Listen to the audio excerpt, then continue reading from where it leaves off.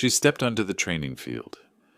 Worn boots scraping gravel, a sun-faded shirt clinging to her back, and a backpack that looked like it had survived a war of its own. She looked out of place, like someone who belonged behind a clipboard, not beside a rifle. The other cadets turned, laughed loudly. "Wrong address, delivery girl?" "Maybe she's here to clean the toilets." Pause longer. That was the welcome. No introductions, no curiosity, just noise. Then, during a routine combat drill, a male cadet grabbed her collar, ripped her shirt across the back, and mocked her to the crowd. "You're only good at hiding," he spat, but what was revealed under the torn cloth stopped a time. A tattoo. Black viper, wrapped over a shattered skull. The colonel on duty dropped his clipboard, then saluted. "Who is she?" Name, Olivia Mitchell. No rank, no swagger, no allies, just her.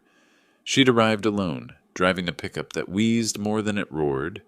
Mud on the tires, cracks in the windshield, silence in the cab. Nobody knew she came from money. Nobody would have guessed she had anything to prove. But she wasn't carrying her past, only her stillness. She stood like she was listening for a signal the rest of them couldn't hear. The mockery begins. Captain Harrow stepped into the yard, tall, grim, voice like thunder on concrete. "You!" he barked. "Logistics girl take a wrong turn?" The group snickered. Tara, sharp blonde ponytail, sharper tongue, leaned to her neighbor. "Probably some diversity hire," she whispered. "Quota filler," the guy beside her smirked. Olivia didn't blink, didn't flinch. Just said, "I'm a cadet, sir." That quiet answer landed like a punch. At lunch, Olivia sat alone. Corner table, no eye contact, just her food. Derek, loudmouth, with a buzz cut and a chip on his shoulder, strutted over, dropped his tray next to hers like a challenge. "This a soup kitchen now?" he barked. "You sure you're not here to scrub pots?" He flicked her food. Mashed potatoes splattered on her shirt. The table behind him howled. Olivia didn't look at him. She wiped the food, took another bite.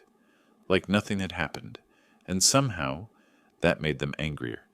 Physical training begins. The drills were brutal. Push-ups until arms trembled. Sprints through the dirt. Burpees under the unforgiving sun. Olivia never quit, never lagged. But her boots were ancient, laces frayed like cobwebs. Lance, the golden boy with a jawline from a recruitment ad, called out mid-sprint. "Hey, thrift store, your shoes giving up, or is that just you?" He shoulder-checked her. She stumbled into the mud. The others howled again. Olivia stood, retied her boots, and kept running. Not a word, not a glance. During a rest break, Tara swaggered over, fake smile, sweet venom. "So Olivia, what? Win a radio contest to be here?" Olivia, still chewing her granola bar, just said, "I applied." Flat. Weather report tone. Tara's smile vanished. "Why?" "You don't exactly scream soldier." She waved at Olivia's muddy shirt and plain ponytail. Olivia leaned forward. Slow, deliberate. "I'm not here to scream," she said. "I'm here to train." Tara stepped back, muttered, "Weirdo."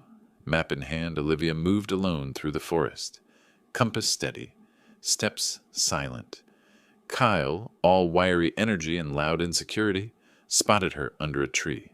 "Hey, Dora, the explorer," he shouted. "Lost again?" He jogged up, ripped her map, tore it in half, tossed the pieces into the wind. His group cackled. Olivia said nothing, watched the paper drift, then turned and kept walking. No anger, just detachment. Kyle's laugh wavered. That afternoon, the rifle disassembly test. M4 carbine. Strip, clean, reassemble in 2 minutes. Everyone fumbled, swore, dropped pins. Lance clocked in at 1:43. Tara barely made it under 2. Olivia, 52 seconds. Perfect. Every move like muscle memory. Sergeant Polk stared. "Where'd you learn that?" She wiped her hands, said, "Practice." From the back, Elena watched quietly, eyes narrowed, thoughtful. Later, Elena slipped Olivia a folded map. No words, just a glance. Olivia nodded, tucked it into her bag. The first moment of respect. Not friendship, not yet, but something shifting. The combat simulation, hand to hand. No weapons, just fists and balance. They paired Olivia with Lance. He grinned like a wolf. Daycare's over, Mitchell. He slammed her into the wall, ripped her shirt, the tattoo. Fully visible now, black viper, skull. Silence. Colonel stepped forward. His voice trembled. Who gave you that mark? Olivia. I didn't ask for it. Ghost Viper did. I trained under him. 6 years. The colonel saluted. Everyone else followed. Captain Harrow declared, effective immediately. Mitchell is honorary instructor. No one cheered. No one dared. Olivia didn't smile. Didn't speak. She pulled her shirt closed, grabbed her backpack, walked off. The group parted like water. Tara tried mocking her again. Footage leaked. Sponsorship gone. Public backlash. Lance, reassigned, then discharged. Derek, embarrassed during first aid drills. Failed under pressure. While Olivia wrapped bandages in perfect tightness. Got handed a medic patch. Others? No punishments. Just guilt. The kind that makes you avoid mirrors. A week later, Olivia was called to the camp gate. A man stood waiting. Tall, black jacket. The colonel nodded. General Reed. Whispers spread like wildfire. Reed didn't speak. He just looked at Olivia. Soft eyes. Hard jaw. You didn't have to come, she said. He replied, yeah, I did. They left in the same pickup she arrived in. The yard, silent, years earlier, in a nameless compound. Ghost Viper handed her the needle. This isn't a badge, he said.